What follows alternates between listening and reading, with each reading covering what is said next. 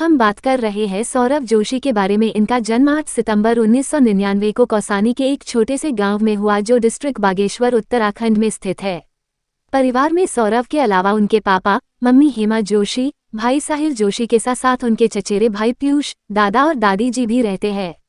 सन 1997 में उनके पापा काम की तलाश में दिल्ली आ गए थे क्योंकि परिवार की स्थिति उतनी अच्छी नहीं थी, इसलिए उनके फादर दिन रात मजदूरी करके घर का खर्चा चलाया करते थे। दिल्ली में कुछ साल बिताने के बाद उनके फादर हरियाणा डिस्ट्रिक्ट में स्थित हासी शहर में चले आए जहां वह घरों में पीओपी का काम किया करते थे। परिवार का खर्चा चलाने के लिए उनके फादर ने दिन रात काम किया, लेकिन अपने बच्चों के लिए उन्होंने कोई कमी नहीं की। अनस्टेबल काम के चलते उनके फादर को कई बार घर बदलना पड़ा। करीब 9 घर बदलने के बाद फाइनली अपने किराएदार से उन्होंने मकान खरीद ही लिया, जिसके फलस्वरूप सौरव ने अपने क्लास 12 तक 5 स्कूल बदल दिए थे। वो पढ़ने में एक एवरेज स्टूडेंट थे, इसीलिए इंटरमीडिएट में मार्क्स उतने अच्छे नहीं आए, तो अब उन्हें अपने फ्यूचर की टेंशन सताने लगी। वो परेशान थे कि अब आगे क्या किया जाए। दोस्तों और रिश्तेदारों के सलाह के बाद उन्होंने आर्किटेक्चर करने की सोची, इसलिए वो इसकी तैयारी करने के लिए दिल्ली चले गए। 1 साल के इस कोचिंग के दौरान उन्होंने काफ़ी कुछ सीखा, जैसे विजुअल रिप्रेजेंटेशन, पर्सपेक्टिव ड्राइंग और बहुत कुछ। उन्हें अब ड्राइंग में काफ़ी इंटरेस्ट आने लगा, पर दिल्ली में रहे हुए 1 साल की कोचिंग से कड़ी मेहनत के बाद भी आर्किटेक्चर में उनका सिलेक्शन नहीं हो पाया और वो वापस अपने घर आ गए और वो काफ़ी परेशान थे। उन्हें लगा कि वो अब फ्यूचर में कुछ ज़्यादा नहीं कर पाएंगे। यहाँ तक कि वो इतने हताश थे कि अब वो अपने फादर के साथ साइट पर जाकर पॉप का काम तक करने लगे, लेकिन ड्राइंग के प्रति उनकी दीवानगी काफ़ी हद तक बढ़ चुकी थी, इसलिए वह खाली समय में ड्राइंग किया करते थे। जब उनके एक भाई शुभम जोशी ने सौरव के स्केच और ड्राइंग देखने के बाद सौरव को सलाह दी कि भाई तुम काफ़ी अच्छी ड्राइंग बनाते हो, तुम्हें इसे दुनिया को दिखाना चाहिए, इसलिए तुम यूट्यूब पर एक आर्ट चैनल बना लो। अपनी उस भाई की बात मानकर उन्होंने अपना पहला आर्ट से रिलेटेड चैनल क्रिएट किया, जहां 24 जुलाई 2017 को उन्होंने अपनी पहली वीडियो अपलोड की, जिसका टाइटल था कि drawing 2000 note with colour pencil. अब वो धीरे धीरे करके एक से बढ़कर एक अपनी ड्राइंग की वीडियो अपलोड करने लगे और कई बार चैनल का नाम चेंज करने के बाद आखिरकार उन्होंने अपने चैनल का नाम सौरव जोशी आर्ट्स रख लिया। समय के साथ साथ उन्हें यूट्यूब पर अपना कंटेंट क्रिएट करते हुए काफ़ी मज़ा आने लगा। वैसे वो यूट्यूब पर आने से पहले अपने फ़ोन से रैंडम वीडियो अपनी फैमिली के साथ बनाया करते थे, ताकि वो उसे एक याद की तरह सहेज कर रख सके। इधर वह अपने ड्राइंग चैनल पर लगातार वीडियोस डालने लगे, लेकिन 250 से 300 वीडियो डालने के बाद भी वह सिर्फ 3 के से 4 के सब्सक्राइबर ही गेन कर पाए थे। एक हार्ड वर्किंग यूट्यूबर के लिए ये स्टेप काफ़ी फ्रस्ट्रेटिंग करने वाली बात थी, लेकिन उन्होंने हार नहीं मानी और अपने बढ़ते यूट्यूब एक्सपीरियंस के साथ वह ट्रेंडिंग टॉपिक के साथ वह स्केच बनाने लगे, जिनमें से कई वीडियो वायरल भी हुई। अब वो अपने सब्सक्राइबर के डिमांड पर ड्राइंग के ट्यूटोरियल भी बनाने लगे, जिसके फलस्वरूप उनकी स्किल्स और भी ज़्यादा इनहेंस हो गई और वह अपनी फैमिली के साथ रैंडम वीडियो बनाया करते थे। इसलिए उन्होंने सोचा क्यों ना इन्हें अपने सब्सक्राइबर के साथ शेयर किया जाए। इसलिए फ्लाइंग बीस्ट से इंस्पायर होकर उन्होंने एक व्लॉगिंग चैनल क्रिएट किया और व्लॉग वीडियो अपलोड करना स्टार्ट कर दिया। अपनी पसंदीदा स्केच आर्टिस्ट की डेली लाइफ को जानने के लिए उनके सब्सक्राइबर ने उनके व्लॉगिंग चैनल देखना भी स्टार्ट कर दिया और जल्द ही उनकी व्लॉगिंग चैनल पर 20 के सब्सक्राइबर भी पूरे हो गए। लेकिन यूट्यूब में गूगल एडसेंस की पॉलिसी के तहत आपको अपना एड्रेस वेरीफाई करना पड़ता है, लेकिन इतने घर चेंज करने के कारण उनका एड्रेस वेरीफाई नहीं हो पाया, जिसका नतीजा ये निकला कि उनका एडसेंस अकाउंट ही सस्पेंड हो गया।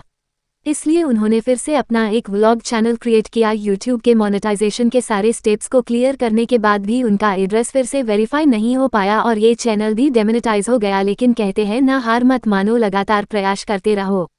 इसलिए सौरव ने हार नहीं मानी और फाइनली उनकी तीसरी व्लॉगिंग चैनल का एडसेंस अकाउंट मोनेटाइजेशन के लिए एक्टिवेट हो गया। इसमें अपने आर्ट वाले चैनल में बिजी रहने के कारण वो अपने सौरव जोशी व्लॉग्स वाले चैनल में वीडियो अपलोड नहीं कर पाते थे। साथ में कॉन्फिडेंस के कमी के चलते उन्हें पब्लिक यहाँ तक कि घर वालों के सामने व्लॉग करने में हेजिटेशन होती थी और दूसरी तरफ वह अपने आर्ट्स वाले चैनल से काफ़ी पॉपुलर हो चुके थे। इसके अलावा उन्होंने कई आर्ट वर्कशॉप अटेंड और ऑर्गेनाइज्ड भी की, जहां वह स्टूडेंट्स को आर्ट डिज़ाइन करना सिखाया करते थे और इसके बाद कई कंपनी उन्हें स्पॉन्सर भी करने लगी, जिसकी बदौलत उन्हें इंडिया आर्ट फेयर, कॉमिकॉन जैसे इवेंट में जाने का मौका भी मिला। वैसे अपने इंटरमीडिएट के 3 साल के गैप के बाद उन्होंने finally bachelor of fine art में एडमिशन ले ही लिया। लेकिन देश में बढ़ते कोरोना के चलते इंडिया में 24 मार्च 2020 को नेशनल वाइड लॉकडाउन लग गया था, जिससे अब सौरव को व्लॉगिंग करना मुश्किल हो गया था। इसलिए लॉकडाउन के पहले ही दिन सौरव ने ठान लिया था कि डेली वो घर में व्लॉगिंग करेंगे अपने फैमिली के साथ, यानी उन्होंने टारगेट सेट किया 365 व्लॉग्स 365 दिनों में करने के लिए। वह 23 मार्च 2020 का ही दिन था जिस दिन के बाद से उन्हें एक अलग पहचान मिली। उन्होंने drawing with my family members वाली वीडियो अपलोड कर दी और अपलोड होने के कुछ ही घंटों में पूरे देश में ये वीडियो वायरल हो गई और सब्सक्राइबर्स की मानो बाढ़ सी आ गई।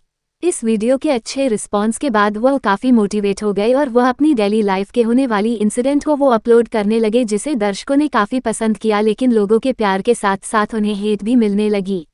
अक्सर लोग उन्हें यही कहते कि क्या फालतू फैमिली की चीज़ें दिखता रहता है, लेकिन हेट की परवाह ना करते हुए वो डेली व्लॉग्स बनाने लगे। उनकी वीडियो में उनकी सिंप्लिसिटी और डाउन टू अर्थ की पर्सनालिटी की वजह से लोगों को उनका कंटेंट काफ़ी पसंद आने लगा।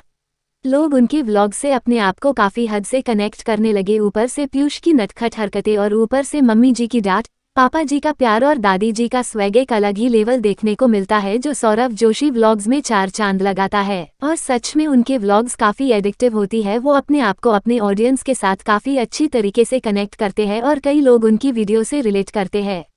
इसके बाद इन्होंने YouTube के काफ़ी माइलस्टोन को कंप्लीट किया और फाइनली 26 जून 2021 को वो इंडिया के नंबर 1 व्लॉगर बने। और सौरव जोशी पूरे देश में ही नहीं बल्कि पूरे वर्ल्ड और अपने राज्य और देश का नाम रोशन कर रहे हैं। 1. सौरव जिस फेवरेट स्केच पेपर में अपना ड्राइंग किया करते थे, आज वही स्केच और ड्राइंग ब्रांड इन्हीं आल्टो इनके द्वारा बनाई गई अम्मा जी के ड्राइंग को कवर पेज यूज करता है। 2. टीन एज में सौरव एमो बॉयज फैशन से काफ़ी इंस्पायर्ड थे। 3. सौरव के चचेरे भाई पीयूष का भी बहुत बड़ा हाथ है उनके व्लॉगिंग की सक्सेस में। व्लॉग्स के बीच में नटखट शरारतें करना और कॉमेडी करना काफ़ी हद तक उनकी पॉपुलरिटी को बच्चों के बीच बनाता है और हर सुबह उनकी वीडियो का इंतजार लाखों लोगों को रहता है। तो दोस्तों, सौरव जोशी आज एक नाम ही नहीं बल्कि एक ब्रांड भी बन चुका है। अपने डेडिकेशन और हार्डवर्क कंसल्टेंसी की वजह से आज ये इंडिया के नंबर 1 व्लॉगर है। उन्होंने आज समय के साथ कदम मिलाकर अपनी ये सक्सेस अचीव की है। उनकी वीडियो में झलकने वाला उनका behaviour, down to earth personality, humbleness, simplicity, show off ना करना उन्हें सभी व्लॉगर से अलग बनाता है। उनकी वीडियो को देखकर एक अपनापन सा फील होता है, कुछ ऐसा कि मानो वो हमसे कितना रिलेट करता है।